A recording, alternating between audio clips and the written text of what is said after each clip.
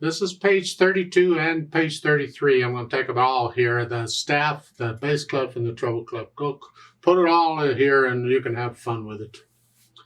We're getting into written music notation now, finally. Normally in these books, I don't give any lessons prior to this. This is where I would normally give lesson 1 because I want you to learn to read the music right out the outset. But the authors of this book feel very strongly about the approach they've used, so I went ahead and went along with them. That's fine. You've already learned some music notation. You know the notes: quarter note, half note, dotted half note, whole note, and the rests. I've had some of the rests. And the dynamic marks, the P and the MF and all that, that's all part of music notation. The bar lines, that's part of music notation. The thin and thick bar line for the end of a cymbal, it's all part of music notation. Now they're getting into it hot and heavy. So let's talk about it. I don't expect you to remember all of this right now, but we'll go over and over and over. And you can always come back and review it too, because it is important that you know and understand all of this junk. The staff. A staff is simply a group of 5 lines. That's all.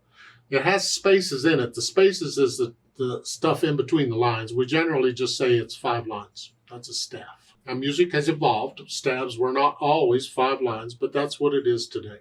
And they show whole notes there, and they say the whole notes are on the lines. And when we say a note is on a line, that means the line goes through the note.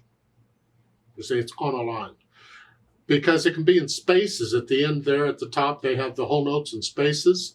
So a note is either in a space or it's on a line. That's the choices you get.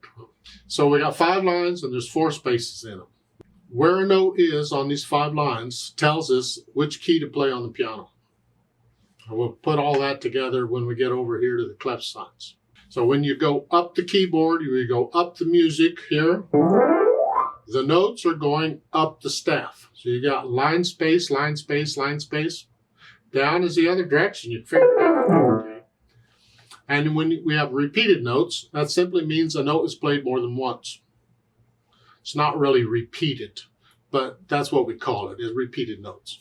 You can have more than 2. You can repeat a note any number of times. Okay. So when you're playing, a note can either go up, or it can go down, or it can repeat. That's your choices. Now when it goes up, it doesn't have to just go up to the next note. It could go up to any note. Any note. Doesn't matter. But it went up. The point is the second one was higher than the first one. Down's the same thing. It doesn't have to just one note. It could go down several notes. Whichever. As long as the second note is lower, it went down. And it's important that you be able to recognize it just hearing it. Did this note, is the second note higher or lower than the first one? Some people actually can't tell, but it's important you learn to do that. Know that second note is higher. And that's not looking at the keyboard or nothing, that's just listening to it. Now, page 33, the clef signs. You see on a staff, we put the notes on the staff, and that tells us which keys on the piano to play. However, we need something to tell us which line or space in the staff is which note.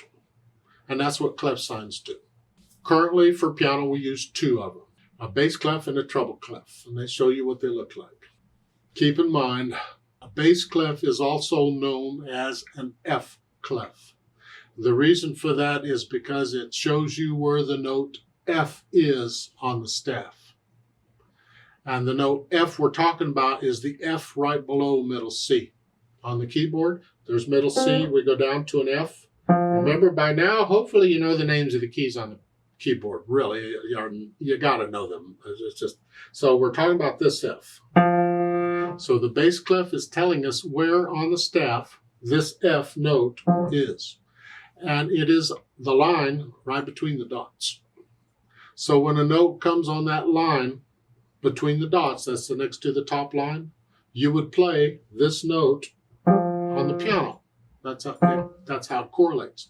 If you know where one note is, You can figure out any of the other notes by going up or down the alphabet, because they're all there. If that's an F, you go down 1 to a space right below that line, it's an E. You go down to the next line, the middle line, that would be a D, and you can figure them all out. That's the bass clef. The treble clef is also known as a G clef, because it points out where the note G is on the staff. And the G we're talking about is the G above middle C. So you got middle C here, we go up, we got a G. And you'll notice that it's even, it's balanced. You have C in the middle, and we got an F here for the bass, and we got a G for the treble. Well, these notes are even because this has 3 notes in between. This has 3 notes in between. They're equal distance. They're symmetrical. C's in the middle of the grand staff. That's why it's called middle C. It just works out that way. That makes a great landmark because the C's are right there symmetrical. But we're talking about G here, this G. And on the staff, the G is the next to the bottom line. Supposedly it's in the middle of that bottom curl, whatever that is. That's the G. It's pointing out that note, and then you can figure out any of the other notes. We don't bother to figure out the other notes. We simply memorize them because we don't have time to figure them out all the time. And you don't need to memorize them all right now. We'll get to them. We'll take them bits and pieces. I just want to explain to you how the clef signs are actually working.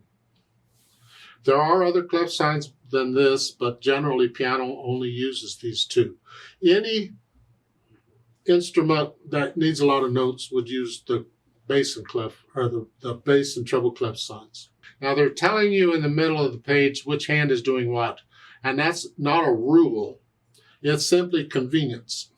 Because a lot of times the left hand is playing down here because it's just easier, it's closer to it, it's easier to reach. And the left hand or the right hand plays these upper notes. So usually, the left hand will be playing the bass clef notes and the right hand will be playing the treble clef notes. But again, remember there's no rule because there's times when either hand can play either clef and either hand is liable to be anywhere on the keyboard. Music doesn't like to be tied down to rules like that. It likes to break them, so we have to be loose in this. They have a workout thing for your thumb tapping thing for rhythms. If you want to do that, you go right ahead. I'm not going to bother with it. If you have any questions about any of this, you're welcome to ask. But we're going to be going over this and over this and over this because it's really important that you understand it.